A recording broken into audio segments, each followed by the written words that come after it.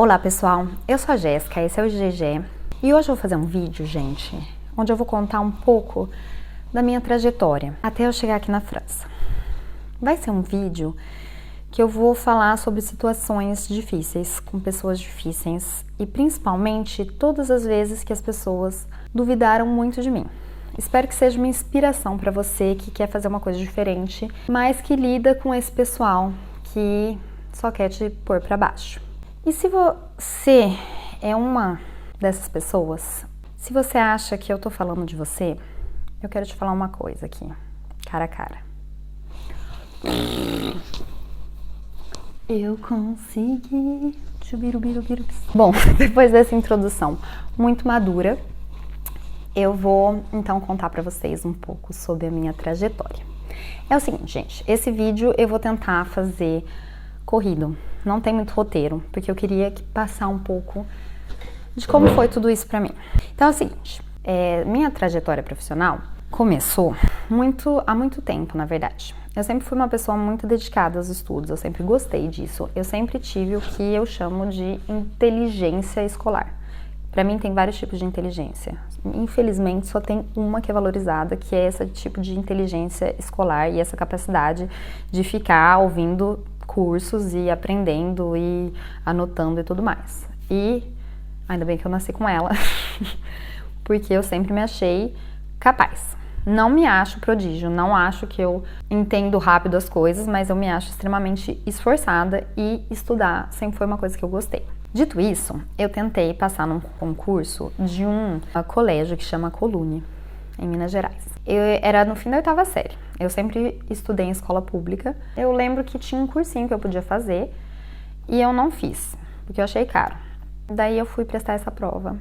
Eu não passei para a segunda fase por um ponto. E eu aprendi com 14 anos uma lição que eu uso até hoje na minha vida. Que existe alguns momentos, alguns desafios da nossa vida que se a gente se doar 100%, não é certeza que a gente vai conseguir. Mas se a gente não se doar 100%, é certeza que a gente não vai conseguir. A partir daí, tudo que eu queria mesmo, eu fiz me doando o máximo que eu conseguia. Foi aprendendo isso muito cedo que me fez capaz de chegar aonde eu estou. Então tá bom, isso foi no ensino médio. Então eu fiz um ensino médio numa escola pública, técnica, muito boa, sim, nível escola pública. Quando chegou no 3º ano, tava na hora de prestar vestibular. Eu lembro, gente, que quando eu saí do ensino fundamental e fui pro ensino médio, teve uma menina que, eu não sei, eram umas histórias, acho que ela tinha inveja de uma pessoa da minha família, eu não sei. Eu só sei que essa menina começou a praticar bullying, e até bullying virtual comigo numa época, gente, estamos falando de 2006, que ninguém, sei lá, nem tinha tanta internet, mas eu lembro que ela ia no Orkut, olha como é velho, e ficava escrevendo umas coisas. Ela tinha, tipo, vários perfis e falava que eu não era nada, falando umas coisas que eu nem entendia na época, assim, vocês imaginam, né, falando sobre hipersexualidade, enfim, tudo que as pessoas usam contra a mulher como se isso tirasse o valor delas. E eu lembro de uma frase que ela escreveu. Ela era mais velha que eu, tinha acabado de entrar numa faculdade de letras depois de 2 anos de cursinho, eu acho. E ela falou que eu nunca entraria numa faculdade pública, que eu nunca saberia o que é isso. Ok. Então eu fiz 3 anos do ensino médio, né, como todo mundo, e no 3º ano, ao mesmo tempo que o 3º ano, eu fiz um cursinho preparatório do vestibular. Eu não quero ser essa pessoa com esse discurso de se você quiser, você consegue, você pode sair, né, de catador de lixo e virar Silvio Santos. Eu não quero fazer esse discurso de um exemplo único. Por quê? Porque eu tive muita ajuda, e principalmente uma ajuda emocional, porque eu tenho a sorte de ter os melhores pais do mundo, de ter pais incríveis que sempre me apoiaram e sempre me deram toda a base que eu precisava ter. E nesse caso, eles me deram um suporte financeiro, foram eles que pagaram meu cursinho. Então, deixei esse parênteses que eu também tenho vários privilégios. Mesmo eu vindo de escola pública, eu tive esse privilégio que muitas pessoas que vêm de escola pública não têm. Daí, gente, quando eu acabei o meu ensino médio, eu prestei 5 faculdades. Eu pensei que era impossível passar em faculdades públicas e pensei que não era pra mim, mesmo sendo sempre a primeira nos simulados do meu cursinho. E eu queria, nessa época, fazer relações internacionais e ser diplomata. Olha como a vida tem cursos diferentes para nós.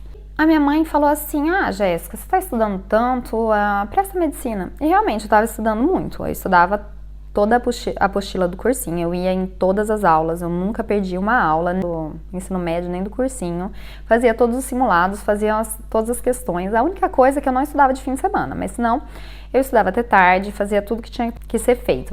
Eu falei, mãe, vou prestar, mas até parece que eu vou passar. Nem era o melhor cursinho da cidade, nada assim. Então eu prestei, em uma faculdade eu prestei medicina, em 2 faculdades eu prestei relações internacionais, em uma faculdade eu prestei engenharia de alimentos e em uma cidade eu prestei ciências sociais. Eu passei nas 5 faculdades, pronto, nem vou fazer mistério. Mas em 2 delas, em ciências sociais e em engenharia de alimentos, eu passei em primeiro lugar. Em medicina, eram 40 vagas e eu passei em 280. E eu acho que a lista rodou até 240 e eu só passei em 280 porque eu tinha aquela porcentagem, cota para a escola pública. Eu nem sei se eu queria fazer medicina, gente. Eu prestei medicina, sei lá, porque minha mãe falou e porque eu assisti a Grey's Anatomy, sabe? Formada em Grey's Anatomy. Eu decidi fazer medicina na ideia de que se eu não gostasse, eu poderia trocar por outro curso mais facilmente do que o contrário, né? Do que começar um curso de ciências sociais e voltar a estudar o possível para ir para medicina. Só que quando eu comecei a medicina, tive contato com muitas pessoas que não eram minhas pessoas. Como eu posso falar? Eu também não quero ser... Eram pessoas que não eram do meu nível social. E eram pessoas que vinham de formações culturais muito mais desenvolvidas que a minha. Eu só sei que durante a faculdade, eu acho que a faculdade inteira, eu sempre tinha uma síndrome de impostora. Mesmo que eu tinha notas boas, eu acho que eu sempre fiz tudo certo, eu tinha essa sensação de não ter uma base. E como mudou, porque antes eu estava acostumada com uma questão assim, tipo, ver a aula e fazer os exercícios, você ter, né, tudo certinho que eu tinha que fazer, e de repente você entra numa faculdade, ainda era um método alternativo, que a gente estudava muito sozinho, eu me senti muito perdida. Foi um momento difícil da minha vida, assim, primeiro ano de faculdade, eu acho que eu fiz uma depressãozinha, assim. Foi difícil, sei lá, ficar longe da minha família, mesmo que eu tava 1 hora, eu voltava todo fim de semana. Foi um momento complicado. Mas, então essa primeira vez que eu tive essa sensação de alguém que duvidou de mim e que eu consegui, foi passar no vestibular. Fiz minha faculdade de medicina e quando eu tava no 5º ano, eu decidi fazer um programa de intercâmbio. E eu tive uma sensação boa na época. Eu tive a ideia de fazer sem falar pra ninguém. Eu não sei, eu tive a impressão que se eu falasse pra alguém, as pessoas iam me estimular a não fazer.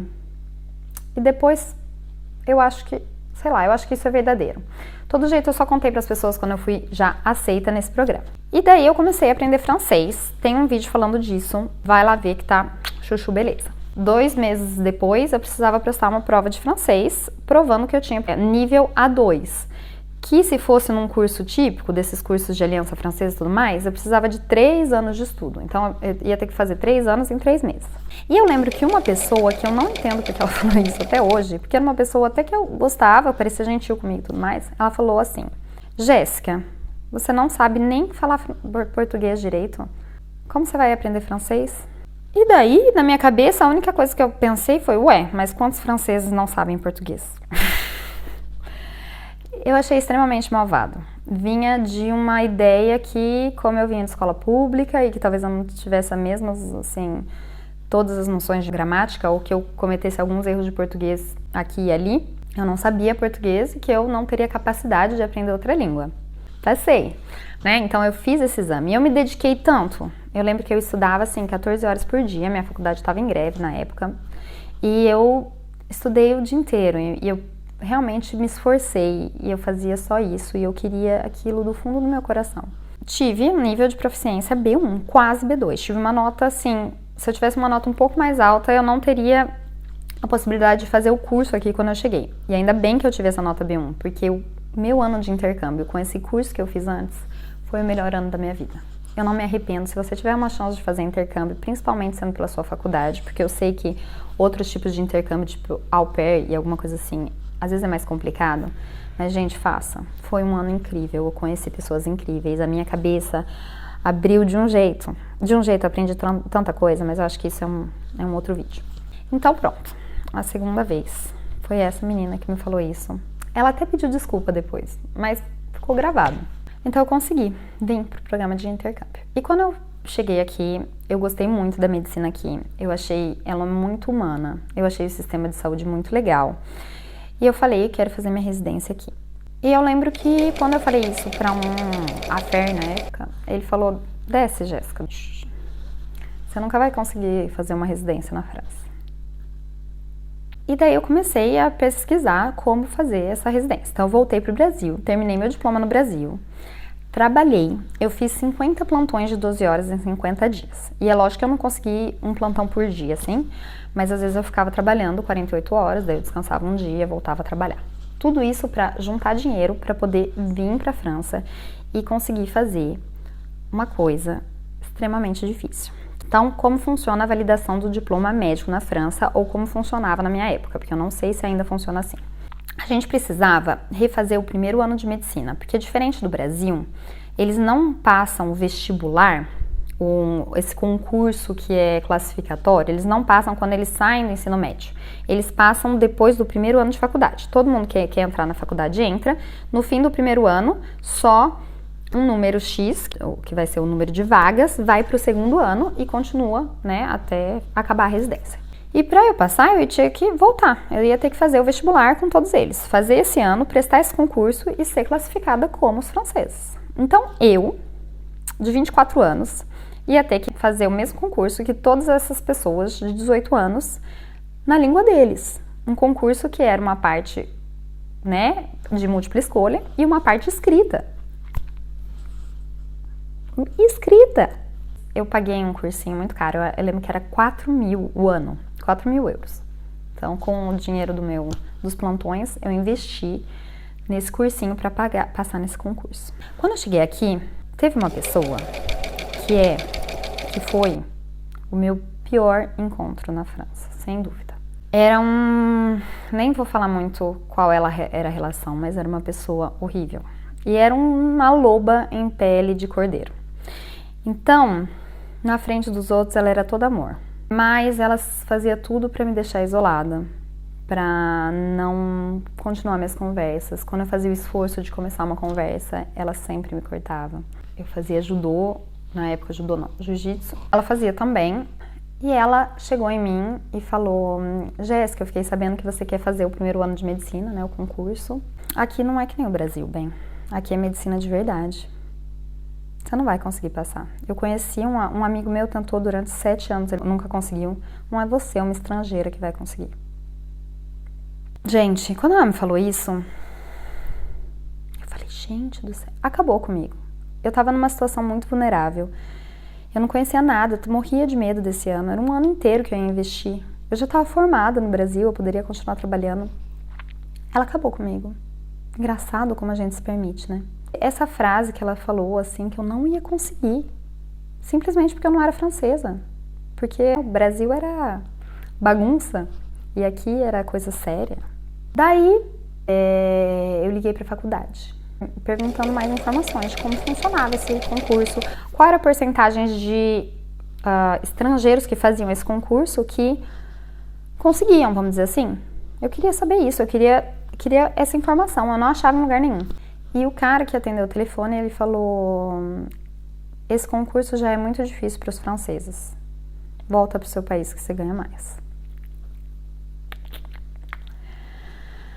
Gente, a partir daí, eu comecei a fazer uma coleção, que é coleção de pessoas sem noção, que desencorajam as outras e que no fim calam a boca delas. É uma coleção que eu guardo numa caixinha, assim. E assim, às vezes quando eu tô meio chateada, eu abro e lembro dessa cara deles falando isso. E a cara que eles devem ter ficado quando uma estrangeira ficou em segundo lugar no vestibular deles. Pois é, meu bem. No primeiro semestre eu fui a primeira colocada. No segundo semestre teve a questão da escrita, então eu fiquei em segundo lugar. Mas eu fiquei em segundo lugar. Contra todos, eu consegui. E foi uma sensação...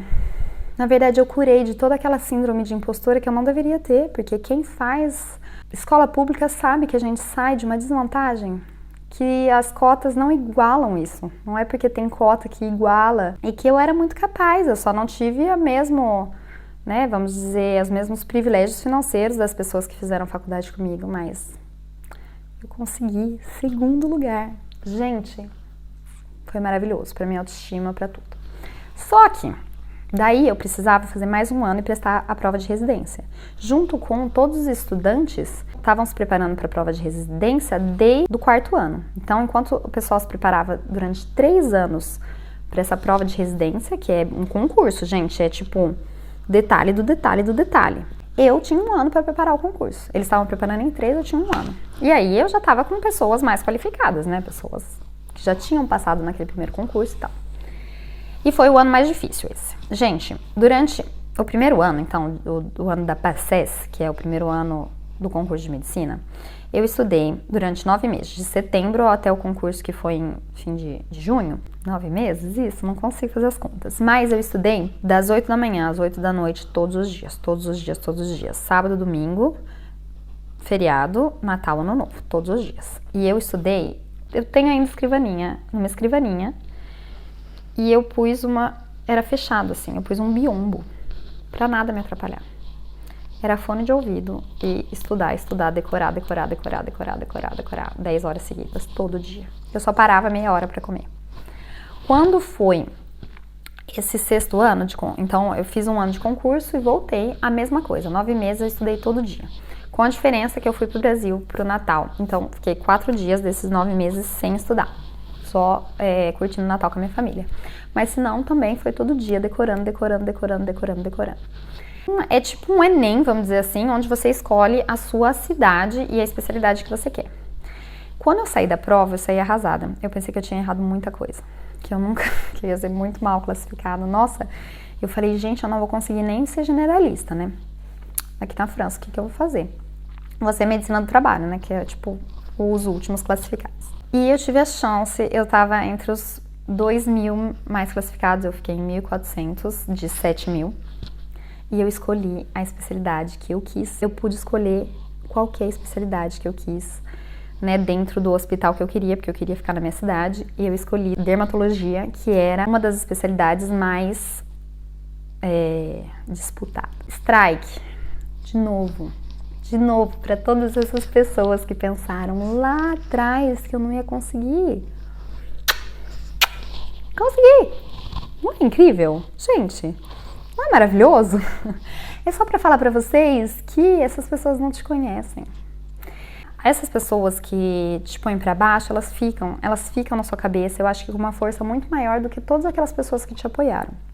Eu tive muita ajuda do meu marido para fazer esses concursos e eu tive meus pais, meu Deus. Eu lembro quando eu falei pro meu pai, eu falei, não vou conseguir fazer essa prova de francês, não vou conseguir. É muito difícil. E ele virou pra mim e falou, Jéssica, é difícil pros outros, pra você não é difícil. E foi tão importante pra mim.